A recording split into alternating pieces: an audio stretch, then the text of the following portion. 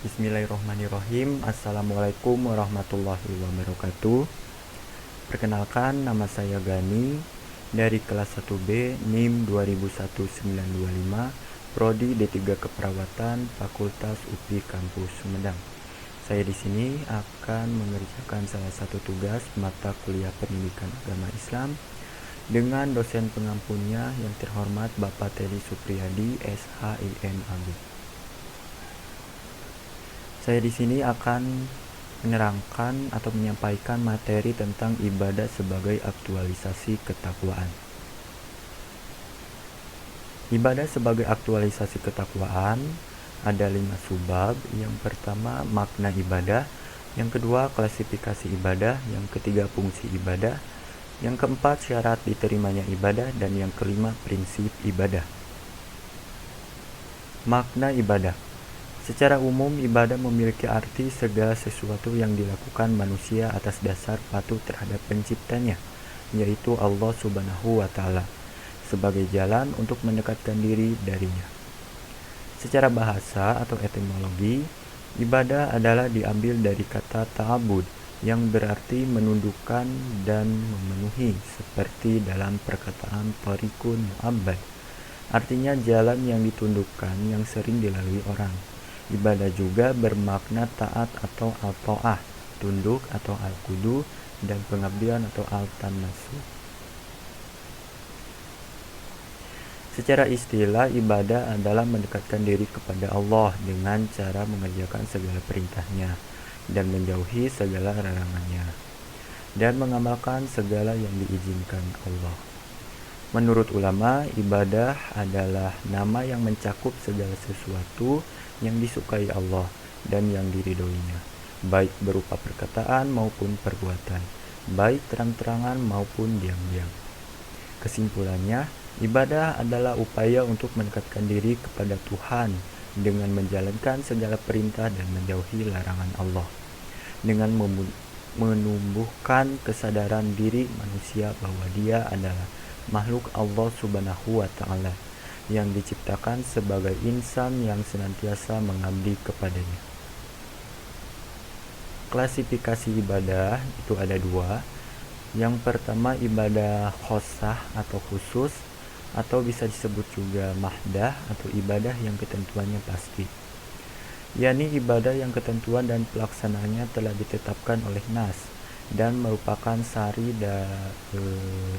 dari ibadah kepada Allah Subhanahu wa Ta'ala, seperti sholat, puasa, zakat, dan haji. 2. Ibadah ammah atau umum, yakni semua perbuatan yang mendatangkan kebaikan dan dilaksanakan dengan niat yang ikhlas karena Allah Subhanahu wa Ta'ala, seperti minum, makan, dan bekerja mencari nafkah. Fungsi ibadah itu ada 3 poin. Yang pertama, mewujudkan hubungan antara hamba dengan Tuhannya atau hablum minallah.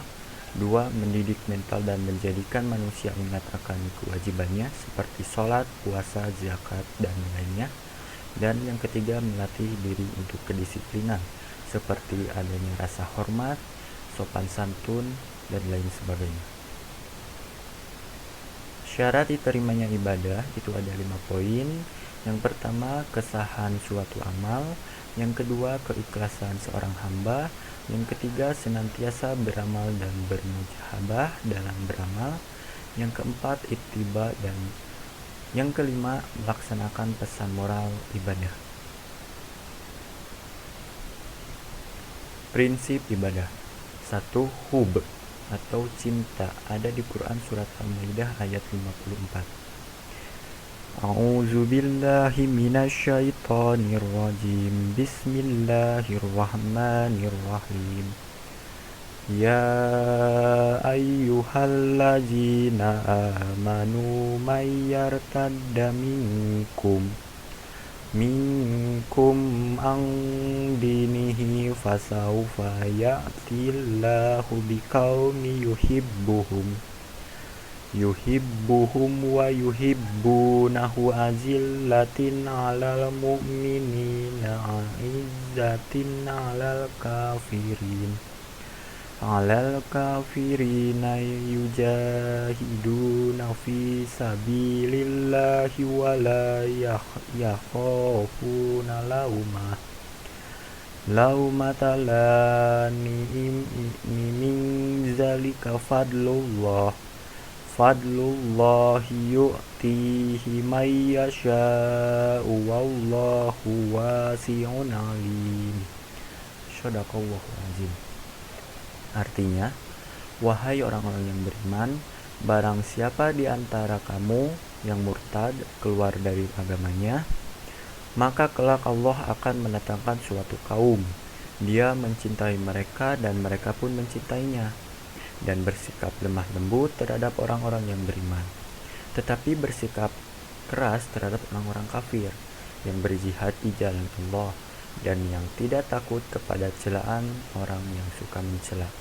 Itulah karunia Allah yang diberikannya kepada siapa yang Dia kehendaki, dan Allah Maha luas pemberiannya, Maha mengetahui. Yang kedua, khauf atau takut. Khauf atau takut adalah ibadah hati. Tidak dibenarkan khauf ini kecuali terhadapnya, yaitu Allah Subhanahu wa Ta'ala. Khauf juga adalah syarat pembuktian keimanan seseorang. Ada di Quran surat Ali Imran ayat 175. Allah Subhanahu wa Ta'ala berfirman, sesungguhnya mereka tidak lain syaitan-syaitan yang menakut-nakuti kamu dengan kawan-kawan lainnya, orang-orang musyrik Quraisy. Karena itu janganlah kamu takut kepada mereka, tetapi takutlah kepadaku jika kamu benar-benar yang beriman. Para ulama membagi khauf menjadi 5 macam. Ada khauf ibadah, khauf syirik, khauf maksiat, khauf tabiat, dan khauf waham. Khauf ibadah itu khauf rasa takut kepada Allah, khauf syirik, khauf yang menyembah selain Allah, khauf maksiat, khauf yang tidak menaati aturan, khauf tabiat, khauf takut terhadap selain Allah, dan khauf waham itu tidak ada masalahnya.